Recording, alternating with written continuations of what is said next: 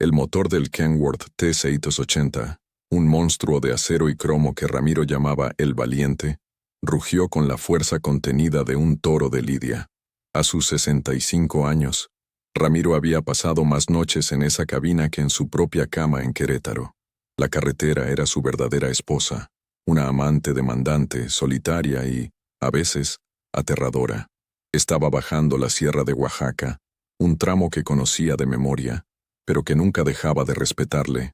La neblina, cosa rara para esta época del año, se aferraba a las montañas como un sudario húmedo, devorando la luz de sus faros.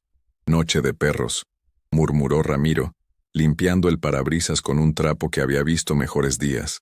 Su mente, como siempre en estas largas travesías, viajaba.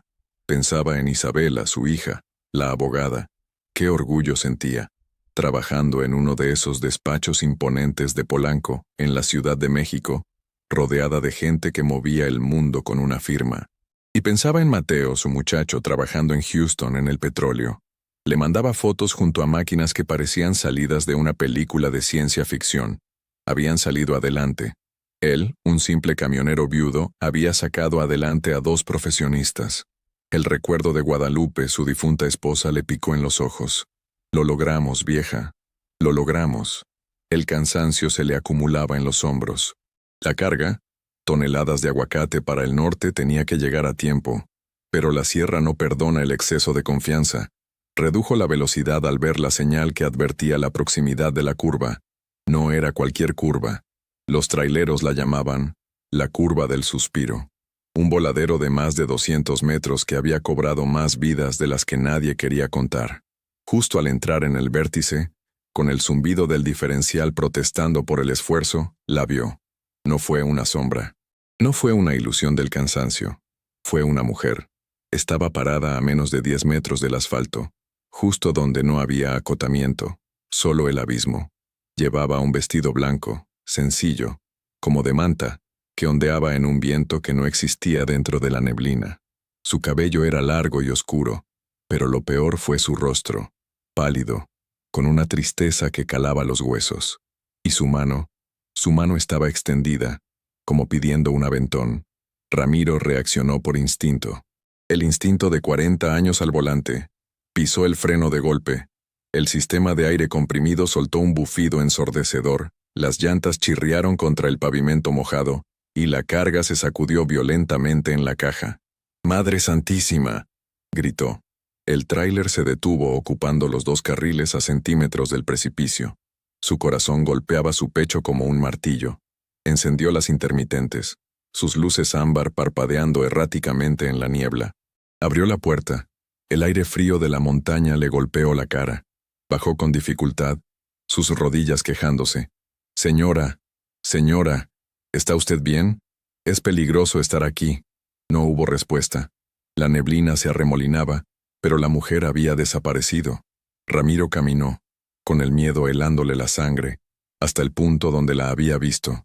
Nada, solo el olor a pino húmedo y el silencio profundo de la sierra. Regresó a su cabina, temblando.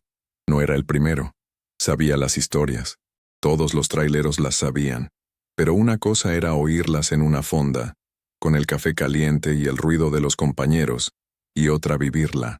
Se quedó ahí 1 minuto, 2, 10, intentando que su pulso volviera a la normalidad. «Dios mío, protégeme», susurró. Puso el camión en marcha y avanzó lentamente, sus ojos barriendo la oscuridad. No volvió a verla, pero el frío no se le quitó del cuerpo. A 5 kilómetros, vio las luces del parador El Descanso. Era su parada habitual, pero esa noche se sentía como un faro de salvación. Estacionó El Valiente junto a otros gigantes dormidos y bajó. Necesitaba un café, y necesitaba hablar con alguien que entendiera. Necesitaba hablar con doña Elvira. El interior de El Descanso era un refugio cálido contra la noche. Olía a café de olla, a tortillas hechas a mano y a ese aroma indefinible de historias compartidas. Doña Elvira, una mujer robusta de unos 60 y tantos años, con una trenza plateada que le caía por la espalda y la mirada más sabia que Ramiro conocía, estaba detrás del mostrador de madera. Al verlo entrar, Sus ojos se achicaron en una sonrisa. Don Ramiro, qué milagro. Pensé que ya nos había cambiado por esos lugares nuevos de la autopista. Ramiro intentó sonreír, pero le salió una mueca. Se sentó en su banco de siempre. Nunca, doña Elvira. ¿Me da un café bien cargado? Y un pan de yema, si le queda. Claro que sí, mijo. Se le ve pálido. ¿La sierra viene pesada? Elvira le sirvió la taza de barro humeante. Ramiro le dio un sorbo largo, dejando que el calor le recorriera el pecho. Pesada es poco, Elvira. Pesada y con compañía. La sonrisa de Elvira se borró. Dejó el trapo con el que secaba un vaso y se recargó en el mostrador, mirándolo fijamente. ¿La vio, verdad? En el suspiro. Ramiro asintió lentamente. Nunca me había pasado. 40 años en esta ruta.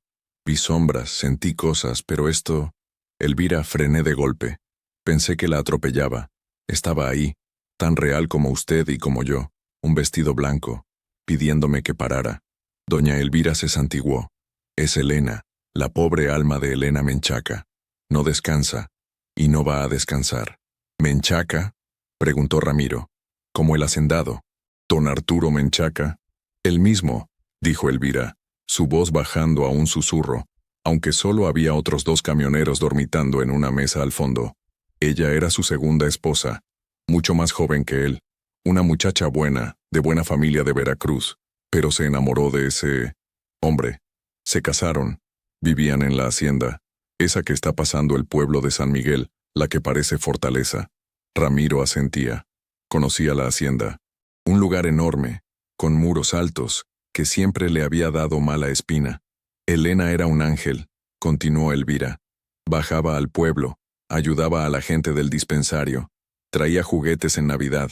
Don Arturo, en cambio, siempre ha sido un hombre duro, frío, de esos que creen que el dinero lo compra todo. Dicen que tienen unas cuentas de banco que ni se pueden contar, y la nueva esposa que se gasta la vida en lujos. Ramiro recordó haber visto a la nueva esposa, una mujer rubia en el pueblo, conduciendo un BMW convertible último modelo, con unos lentes de sol que seguro costaban más que toda la carga de Ramiro. Un día, dijo Elvira, hace como 10 años, Elena iba para Oaxaca, sola. Dicen que iba a ver a un abogado, y en esa curva, se fue al barranco. El coche quedó hecho pedazos. Dijeron que fue falla mecánica, que los frenos no respondieron. Un accidente, dijo Ramiro. Un accidente muy conveniente, replicó Elvira con amargura. Don Arturo cobró la herencia de ella, que no era poca, y a los 6 meses se casó con la que era su asistente, esa mujer, Sonia, la que ahora es la dueña de todo. Ramiro sintió un escalofrío que no tenía nada que ver con el frío de la sierra. Y desde entonces, aparece, susurró él. No a todos, solo a algunos. Los que van solos, los que van cansados, los que van pensando en la vida. Dicen que busca a alguien que la escuche. Dicen que quiere subir al camión. Un tráilero de Puebla, un tal Jacinto, juraba que una noche se detuvo y ella se subió, que no habló, que solo lloraba, y que cuando llegó al retén, ya no estaba. Se volvió loco el pobre Jacinto. Dejó la chamba. Ramiro guardó silencio. Su mente analítica por naturaleza, la mente de un hombre que debía planificar rutas, pesos y tiempos, empezó a conectar puntos. La tristeza en el rostro de la mujer, la mano extendida. Ella no quiere asustar, pensó en voz alta. Quiere algo. Quiere justicia, don Ramiro, dijo Elvira. Esa mujer no murió por accidente. A esa mujer la mataron, y su alma está atorada entre este mundo y el otro, gritando en silencio en esa curva. Ramiro miró su café. De pronto, el cansancio había sido reemplazado por una sensación extraña, una mezcla de miedo y una profunda, incomprensible compasión. El que había perdido a su esposa por una enfermedad injusta, entendía el dolor de lo inacabado. Ella intenta subir cada noche desde que murió, repitió Elvira, como un eco de la leyenda. Y cada noche, nadie la lleva a donde tiene que ir. Ramiro no durmió esa noche. Se quedó en el camarote de El Valiente, pero sus ojos permanecieron abiertos, fijos en la oscuridad del techo. Las palabras de doña Elvira resonaban en su cabeza. Justicia. Era una palabra grande. Una palabra que su hija Isabela usaba todos los días en esos tribunales de Polanco, pero que para él, en la carretera, significaba algo más simple: hacer lo correcto, enderezar lo que estaba chueco. Pero, ¿qué podía hacer él? Era un camionero.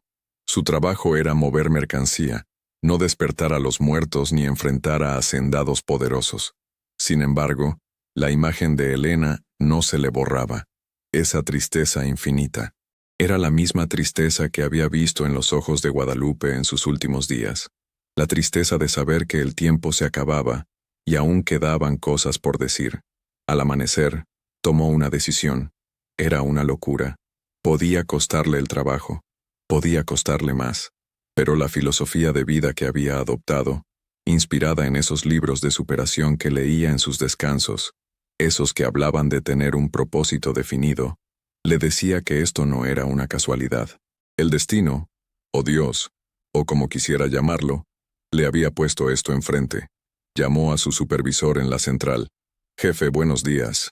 Habla Ramiro. Voy a tener que detenerme. El camión está haciendo un ruido raro en el diferencial. No quiero arriesgar la carga. Voy a quedarme en Oaxaca un par de días para que lo revisen bien». Mintió. Odiaba mentir, pero era necesario. Su jefe, conociendo su historial impecable, refunfuñó pero aceptó.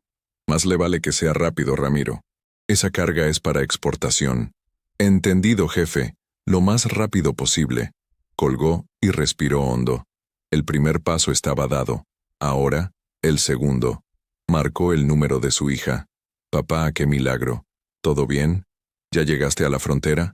La voz de Isabela, siempre profesional pero cálida para él, lo reconfortó. «Hola, mija. No, fíjate que estoy en Oaxaca. Tuve un percance». Le contó todo, desde la aparición en la curva hasta la conversación con doña Elvira. Esperaba que ella pensara que estaba senil, que el cansancio le había jugado una mala pasada. Hubo un largo silencio al otro lado de la línea.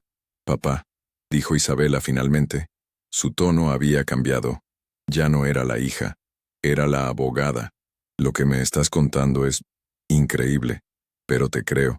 Conozco tu voz y conozco esas historias de la sierra. No sé qué hacer, Isa, pero no puedo seguir mi camino así como así. Esa pobre mujer». «Don Arturo Menchaca», lo interrumpió Isabela. «Ese nombre lo he escuchado. No es solo un terrateniente de Oaxaca. Es un pez gordo. Tiene inversiones por todos lados.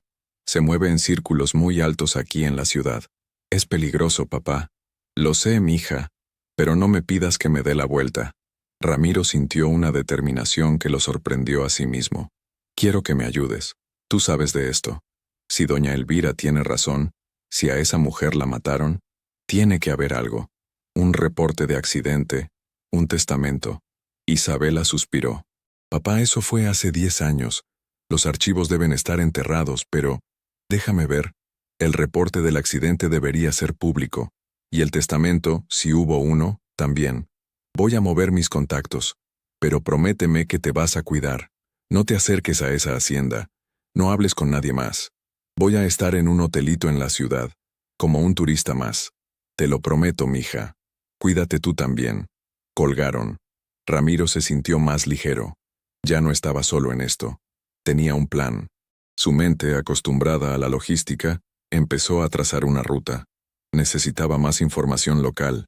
Necesitaba ir al pueblo de San Miguel, pero no como un trailero curioso, sino como... ¿qué? Un viajero. Alguien interesado en las artesanías locales. Dejó el Valiente bien estacionado en el parador, pagó por la vigilancia y tomó un taxi colectivo hacia la ciudad de Oaxaca. Se registró en un hotel sencillo cerca del Zócalo. La normalidad de la ciudad, los turistas, los vendedores de alebrijes contrastaba brutalmente con el misterio de la montaña. Se sentía como un espía en una película vieja.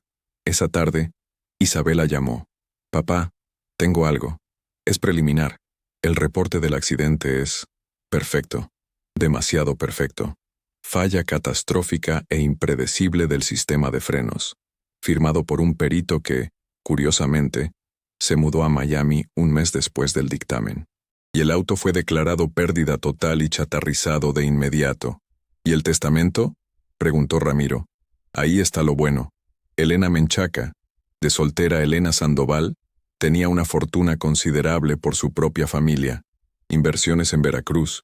Al casarse con Menchaca firmaron separación de bienes excepto si ella moría. En ese caso, él heredaba todo. Pero había una cláusula. ¿Qué cláusula? Si la muerte de ella era resultado de un acto criminal, toda la herencia pasaba automáticamente a una fundación de caridad para niños indígenas en Oaxaca, una fundación que ella misma había creado. Ramiro se sentó en la cama. El cuarto barato de hotel de pronto se sintió como la oficina de un detective. El móvil, dijo Ramiro. El móvil. Ese hombre no solo se quedaba sin la herencia si lo descubrían, sino que la perdía. Tenía que ser un accidente perfecto. Exacto, papá. El problema es que después de 10 años, ¿cómo pruebas un asesinato? No hay coche, no hay testigos, solo un fantasma en una curva. Y un camionero viejo y terco, añadió Ramiro. Sigue buscando, mija. Busca al perito. Busca al abogado que vio a Elena, si es que llegó a verlo. Yo voy a ir a San Miguel. Con cuidado. Papá, con cuidado, Isabela. Te lo prometo. Tengo que hacerlo. Al día siguiente, Ramiro tomó un autobús local hacia San Miguel. Se vistió con una guayabera que había comprado en el mercado, tratando de no parecer un trailero. El pueblo era pintoresco, anclado en el tiempo, con la sombra de la hacienda Menchaca cerniéndose sobre él desde la colina. Ramiro caminó por la plaza principal, observando. La gente era amable pero reservada. Sabía que un extraño haciendo preguntas sería notado de inmediato. Decidió empezar por la iglesia. Los viejos secretos y los viejos dolores a menudo encontraban refugio en los lugares santos. El párroco, un hombre joven llamado Padre Damián, lo escuchó con interés. Ramiro no le contó la historia del fantasma, sino que se presentó como un hombre que había perdido a su esposa y que sentía una conexión especial con las historias de almas perdidas. Mencionó la curva del suspiro. El padre Damián se puso serio. Hablamos de Elena Menchaca, una tragedia. La gente aquí la quería mucho, más que a los dueños de la hacienda. Parecía una buena mujer, dijo Ramiro, probando el terreno. Lo era, afirmó el padre. Un alma caritativa. Su muerte fue un golpe duro para la comunidad. La fundación que ella creó fue desmantelada por don Arturo casi de inmediato. Dijo que optimizaría los recursos. Nunca más vimos un peso. ¡Qué lástima! ¿Y la gente aceptó la historia del accidente?, preguntó Ramiro, casualmente. El padre Damián lo miró fijamente. Dios nos pide que aceptemos su voluntad, don Ramiro. Pero el diablo camina entre nosotros. La gente susurra. Siempre lo ha hecho. Pero don Arturo es el dueño de medio pueblo. El miedo es un candado muy fuerte. Entiendo. Ramiro sintió que no obtendría más. Salió de la iglesia y se sentó en una banca en la plaza. Necesitaba otra fuente. Alguien que no tuviera tanto que perder, o alguien que ya lo hubiera perdido todo. Vio a una anciana, de rostro curtido por el sol y el tiempo, sentada bajo un árbol de bugambilia, tejiendo una servilleta. Irradiaba una dignidad tranquila. Ramiro se acercó. «Buenos días, señora. Qué bonito tejido». La anciana levantó la vista. Sus ojos eran nublados pero penetrantes. «Gracias. Se llama hacer el día», respondió. Ramiro se sentó a una distancia respetuosa. «Mi nombre es Ramiro. Estoy de paso. Me interesa la historia de este pueblo». La anciana sonrió levemente.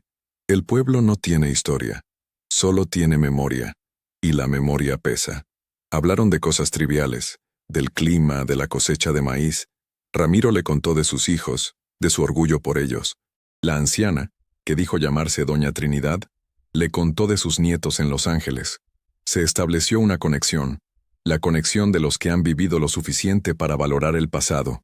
Con sumo cuidado, Ramiro giró la conversación. «Pasé por la curva grande viniendo para acá, la que llaman el suspiro». Me dio un escalofrío. La sonrisa de Trinidad se desvaneció. «Mala curva. Ahí se nos fue la niña Elena». «¿Usted la conoció bien?», preguntó Ramiro. Los ojos de la anciana se llenaron de una emoción antigua. «Yo fui su nana. Bueno, la nana de su madre en Veracruz. Y cuando ella se casó con ese hombre, me trajo con ella. Para que no me sienta sola, Trini, me dijo. El corazón de Ramiro dio un vuelco. Era mi niña. Yo la vi crecer.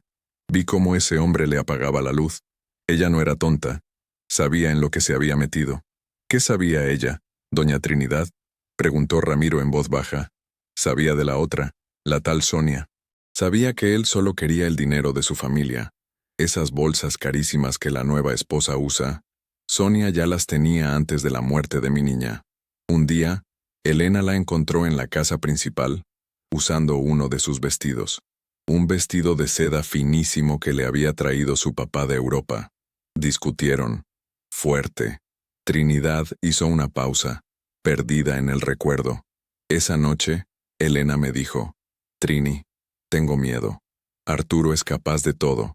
Yo le dije que se fuera, que regresara a Veracruz. Me dijo que lo haría, pero que primero tenía que proteger a los niños de la fundación, que iba a ir a Oaxaca a cambiar su testamento, a sacar a Arturo de todo. Iba a ver a un abogado, susurró Ramiro. Eso es. Al día siguiente, se fue en su coche. Y nunca llegó. Trinidad se secó una lágrima furtiva. Dicen que fueron los frenos. Mentira. Ese coche era nuevo. Y yo vi a don Arturo y a esa Sonia en el garaje la noche anterior. Muy tarde. Estaban cuchicheando. Cuando los vi, se sobresaltaron. Me dijeron que estaban buscando unas herramientas, pero sus manos, las manos de él, estaban sucias de grasa, y él nunca tocaba los coches. Era la pieza que faltaba. No era una prueba legal, pero era la verdad moral. Doña Trinidad, dijo Ramiro, su voz temblando de intensidad. Creo que su niña no descansa. Creo que está pidiendo ayuda. Los ojos nublados de la anciana se clavaron en los de él. ¿Usted la ha sentido? La vi, confesó Ramiro. La anciana no se sorprendió. Asintió lentamente. Sigue en la curva, esperando a que alguien cuente la verdad. Ramiro sintió el peso de la misión caer sobre él. Elena, ¿guardaba un diario? ¿Cartas? ¿Algo que pudiera probar lo que sentía? Preguntó pensando en la estrategia de su hija. Trinidad lo pensó mucho. Era muy lista. Sabía que él revisaba sus cosas, pero ella tenía sus secretos. Tenía una caja de madera de Olinalá que le regaló su abuela. Ahí guardaba lo importante. Después del accidente, don Arturo quemó muchas de sus cosas. Ropa, fotos. Dijo que le traían malos recuerdos. Yo lo vi quemar cosas en el patio trasero. Ramiro sintió que se le caía el alma. Pero, continuó Trinidad, él no lo quemó todo. Yo salvé algunas cosas. La noche que me corrió de la hacienda, después del funeral, entré a su cuarto. La caja no estaba, pero encontré algo que ella siempre llevaba consigo. Metió la mano en el bolsillo de su delantal y sacó un pequeño relicario de plata, oscurecido por el tiempo. Era de su madre. Se lo dio antes de que se casara. Lo encontré tirado debajo de su cama, como si se le hubiera caído en una pelea.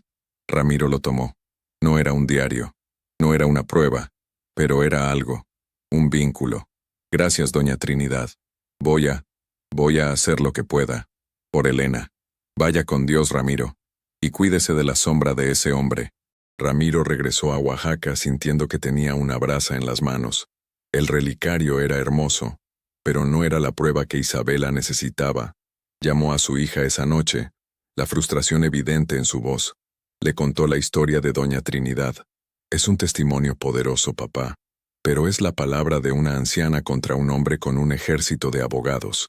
Y ella vio a Arturo en el garaje, pero no lo vio cortar los frenos.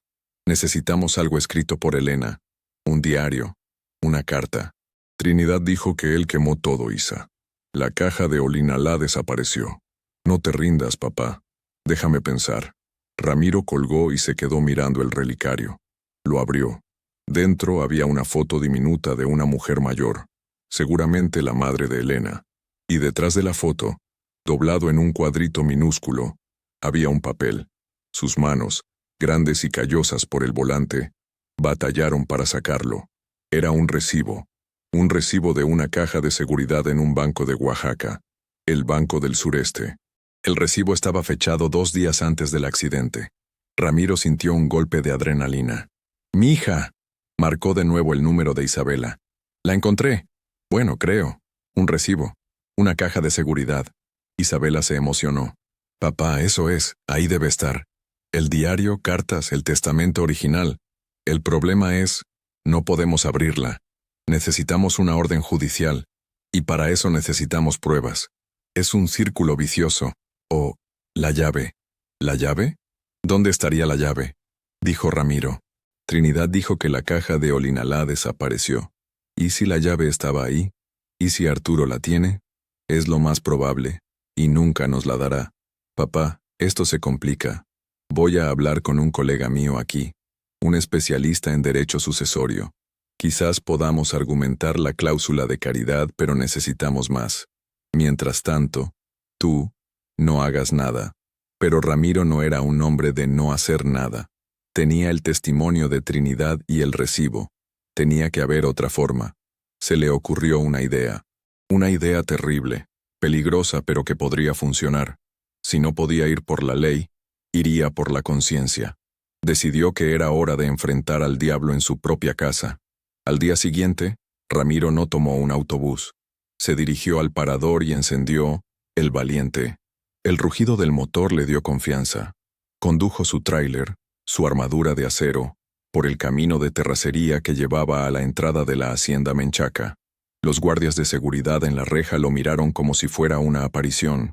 Un tráiler de 80 toneladas no era una visita común. Vengo a ver a don Arturo Menchaca, dijo Ramiro por el interfono, su voz firme. ¿De parte de quién? Preguntó el guardia, con desprecio. Dígale que es Ramiro, un trailero. Dígale que encontré algo en la curva del Suspiro, algo que le pertenecía a su primera esposa. Hubo un silencio. Unos minutos después, la reja de hierro forjado se abrió lentamente. Le indicaron que dejara el camión afuera y caminara. Ramiro obedeció. La hacienda era un monumento a la arrogancia. Fuentes de cantera, jardines impecables y un silencio frío. Lo hicieron esperar en un patio interior. Finalmente, Arturo Menchaca apareció. Era un hombre de 70 y tantos, alto, delgado, con ojos grises como el acero. Vestía un pantalón de lino y una camisa impecable. A su lado, Sonia, la esposa, con un vestido elegante y un collar de perlas que parecía fuera de lugar a esa hora del día. ¿Usted es Ramiro?, dijo Arturo. Su voz era como grava. ¿Qué es eso que encontró? Ramiro sintió el miedo, pero lo usó. Lo convirtió en la calma fría de la sierra. Don Arturo, buenas tardes, señora. Mi nombre es Ramiro. Soy trailero. La otra noche tuve un incidente en la curva. Casi me mato. Vaya al grano. ¿Qué encontró?, insistió Arturo. Ramiro sacó el relicario de plata. Encontré esto, cerca del barranco. Me dijeron en el pueblo que le pertenecía a doña Elena. Los ojos de Sonia se abrieron como platos. Arturo ni se inmutó, pero Ramiro vio cómo apretaba la mandíbula. Era de ella, dijo Sonia, su voz un susurro. Démelo. Es de la familia. Estiró la mano. Un momento, dijo Ramiro sin soltarlo. No solo encontré esto. La vi. A ella. A doña Elena. El color desapareció del rostro de Sonia. Arturo dio un paso adelante. ¿Está usted loco? ¿Vino aquí a contarme historias de fantasmas? Lárguese de mi propiedad.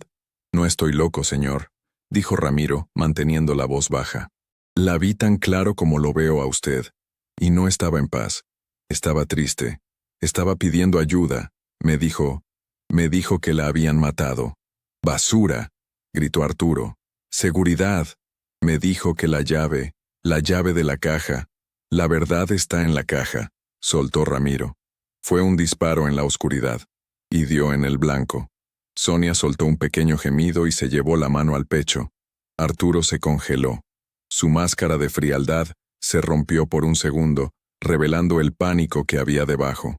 No sé de qué demonios habla. Salga de aquí ahora mismo o llamaré a la policía y lo acusaré de invasión. Llámela, retó Ramiro, y explíqueles por qué un fantasma pide la llave de una caja de seguridad.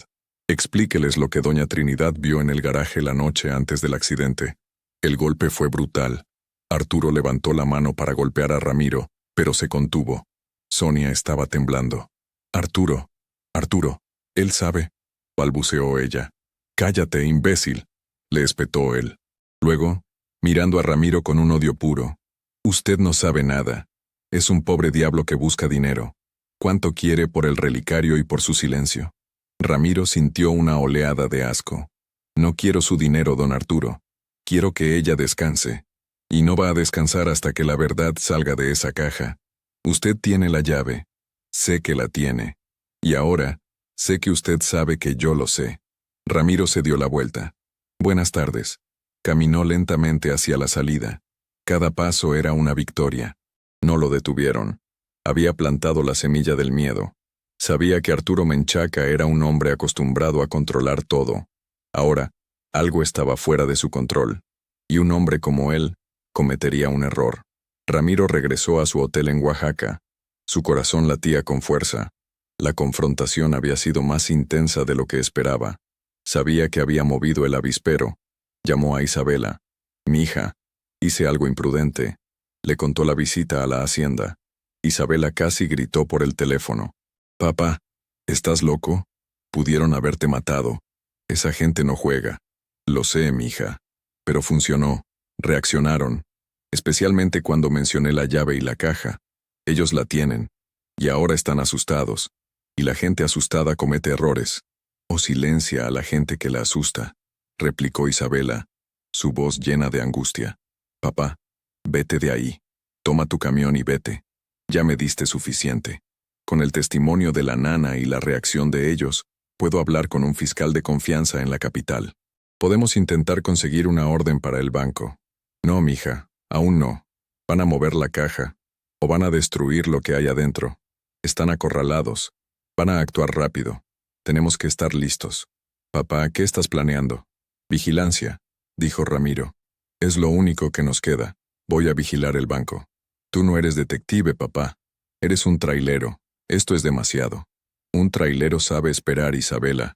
Es la mitad de nuestro trabajo. Esperar en la carga. Esperar en la descarga. Esperar en el tráfico. Sé esperar. Y sé observar. Ramiro se despidió, prometiendo tener cuidado. Alquiló un cochecito viejo, un Tsuru que apenas se mantenía, para no llamar la atención. Se estacionó frente al Banco del Sureste, en la calle de enfrente. Se puso unos lentes oscuros y una gorra, y esperó. Pasó un día entero. Solo café de un termo y galletas. Vio a la gente entrar y salir. Banqueros, comerciantes, amas de casa. Nada. Al segundo día la desesperación comenzaba a hacer mella. Quizás se había equivocado. Quizás Arturo era demasiado listo. Quizás mandaría a un abogado desconocido. Justo cuando el sol comenzaba a bajar, la vio. No era Arturo. Era Sonia. Salió de un taxi, usando unos lentes oscuros enormes como si fuera una estrella de cine huyendo de los paparazzi. Llevaba un bolso que Ramiro reconoció de las revistas que leía su hija, un Chanel acolchado. Se veía nerviosa, mirando a todos lados. Entró al banco a toda prisa. Ramiro sintió el corazón en la garganta. Isa, llamó a su hija. Es ella, Sonia, está en el banco. Ahora. Papá, no puedo hacer nada sin la orden. No la tenemos, dijo Isabela frenética. No la dejes salir, distráela. Algo. Estoy hablando con el fiscal. Me dice que necesita causa probable. Está bien, dijo Ramiro. Vio a Sonia salir del banco. Menos de 10 minutos después. Caminaba aún más rápido. Llevaba en la mano, además de su bolso, un sobre grande de Manila. Está saliendo, Isa. Lleva un sobre. Se va a subir a un taxi. Papá, no. Ramiro arrancó el Tsuru. No tenía un plan. Solo sabía que no podía dejarla ir. Siguió al taxi a una distancia prudente. El taxi se dirigió al centro, pero no a la hacienda.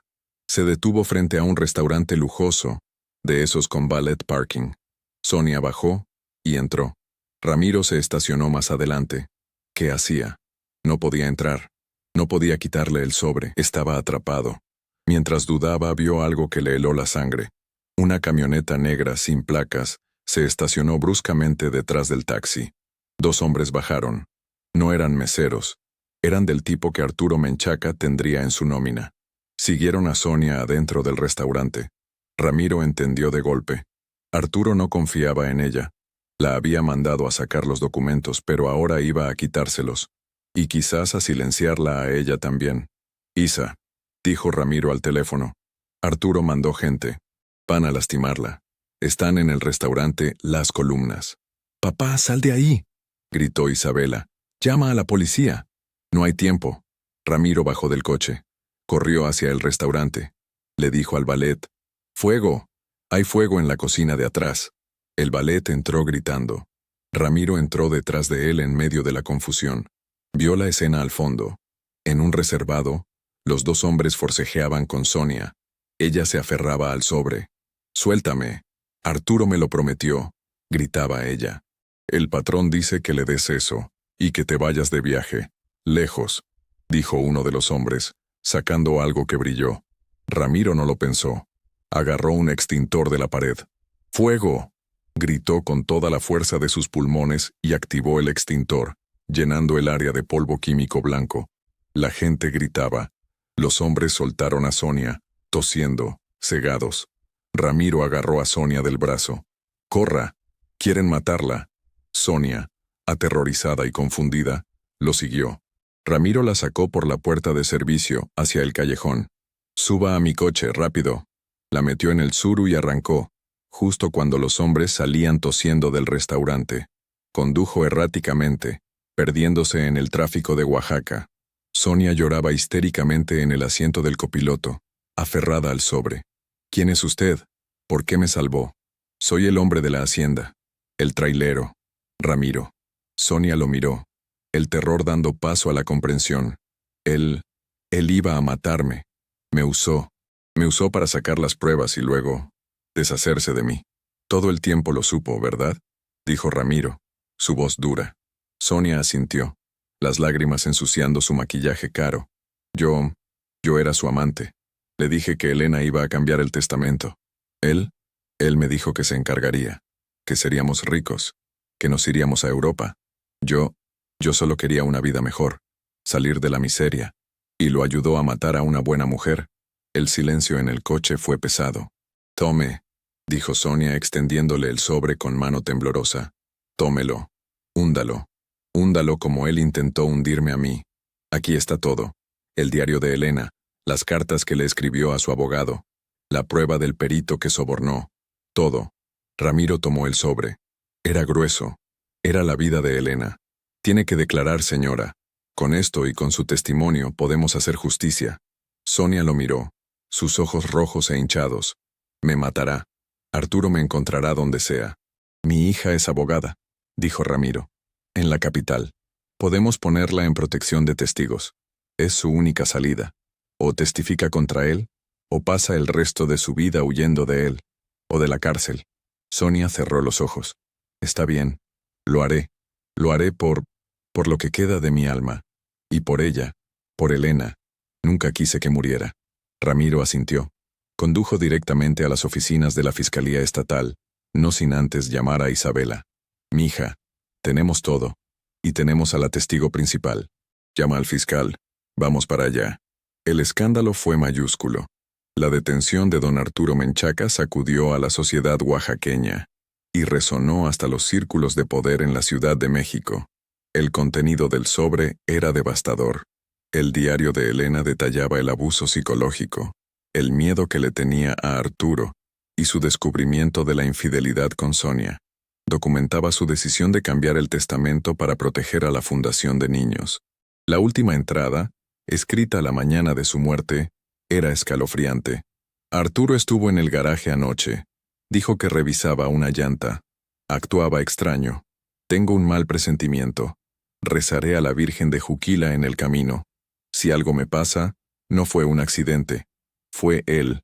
Además, estaban los recibos de las transferencias bancarias al perito que falsificó el reporte y al mecánico que le enseñó a Arturo cómo sabotear una línea de frenos específica para que fallara después de varios kilómetros de uso. El testimonio de Sonia, ahora bajo protección federal gracias a los contactos de Isabela, fue la última puntilla en el ataúd de Arturo. Describió cómo planearon el asesinato, cómo él esperó a que ella estuviera en la sierra, sola, para que la falla ocurriera en el lugar más peligroso. Arturo Menchaca fue condenado por homicidio calificado. Sus millones no pudieron salvarlo. Sus propiedades, incluyendo la parte de la herencia de Elena que había usurpado, fueron embargadas. La hacienda se convirtió en un símbolo de la justicia tardía. Isabela voló a Oaxaca para el final del juicio. Abrazó a su padre frente al tribunal. Lo lograste, papá. Hiciste lo que un ejército de abogados no pudo en 10 años. No lo hice yo, mija, dijo Ramiro, su voz embargada por la emoción. Lo hicimos. Y lo hizo ella, Elena. Ella nunca se rindió. La fundación para niños que Elena había soñado fue restituida. Con los fondos recuperados de la herencia, se convirtió en una de las instituciones de caridad más importantes del Estado. El nombre de Elena Menchaca dejó de ser el de un fantasma trágico y se convirtió en el de una benefactora. Antes de irse de Oaxaca, Ramiro tenía una última parada que hacer. Fue a San Miguel, al pueblo. Buscó a doña Trinidad. La encontró en la misma banca de la plaza. Le llevó el relicario de plata. Se lo devuelvo, doña Trini. Creo que la niña Elena ya puede descansar. La anciana tomó el relicario y lo apretó contra su pecho. Sus ojos nublados lloraron en silencio. Gracias, don Ramiro. Gracias por escucharla. Sabía que era un buen hombre. Sabía que Dios lo había mandado. Yo solo soy un trailero, señora. Que Dios la bendiga. Ramiro regresó a él valiente. Se sentía como si le hubieran quitado un peso de encima. Su camión, su hogar, lo esperaba. Era hora de volver al camino. Condujo hacia la sierra, esta vez de día. El sol brillaba. El cielo era de un azul intenso. La sierra no parecía aterradora, sino majestuosa. Llegó a la curva del suspiro. Instintivamente redujo la velocidad. Detuvo el camión por un momento. Bajó de la cabina. El aire era limpio. No había niebla, no había frío. Solo el sonido del viento entre los pinos. Miró hacia el barranco, donde antes solo había oscuridad y miedo. Ahora, sentía paz. Una profunda e inmensa paz. Descansa, Elena, susurró Ramiro. Ya llegaste a tu destino. Se quedó un minuto más, sintiendo el sol en la cara. Pensó en su vida, en Guadalupe, en sus hijos. Pensó en el bien y el mal, y en cómo a veces un hombre simple en el lugar correcto puede inclinar la balanza. Se subió de nuevo a El Valiente. Metió la velocidad y el motor rugió. Al salir de la curva, miró por el retrovisor. No había nada. Solo el camino. La carretera seguía. Y él también. Gracias por acompañarme hasta el final de esta historia, de esta reflexión de carretera. Si estás leyendo o escuchando esto, quiero que sepas que, aunque el camino a veces se ponga oscuro y solitario, nunca estás solo. Siempre hay una luz, aunque sea la de un parador a lo lejos. Me emociona mucho compartir estos viajes contigo. Si esta historia te movió algo por dentro, si te hizo pensar, por favor, déjame un comentario aquí abajo. Me da mucha fuerza leerte. Dime qué parte de la historia de Ramiro y Elena te tocó más, y si te gustan estas crónicas de la carretera, estas reflexiones de vida, te invito a seguir este canal. Es la mejor forma de apoyarme para seguir creando más contenido para ti. Queremos que esta comunidad crezca. ¿Tienes alguna idea para una historia? ¿Hay algún tema, alguna leyenda de tu tierra, algo que te gustaría que contáramos aquí? Escríbelo en los comentarios. Las mejores ideas serán las próximas historias. Y cuéntame, ¿desde qué ciudad o país me estás viendo? Me da mucha alegría saber hasta dónde ruge el motor de El Valiente. Como agradecimiento por tu apoyo, y porque sé que cuidarse en el camino es importante, dejé unas recetas de té y unos dulces sin azúcar que me prepara mi hija Isabela, fijadas en el primer comentario. Son buenas para el viaje y para el corazón. Gracias por tu tiempo. Gracias por escuchar. Que Dios te proteja en cada curva, que ilumine tu camino y que siempre te lleve con bien a tu destino. Nos vemos en la próxima ruta.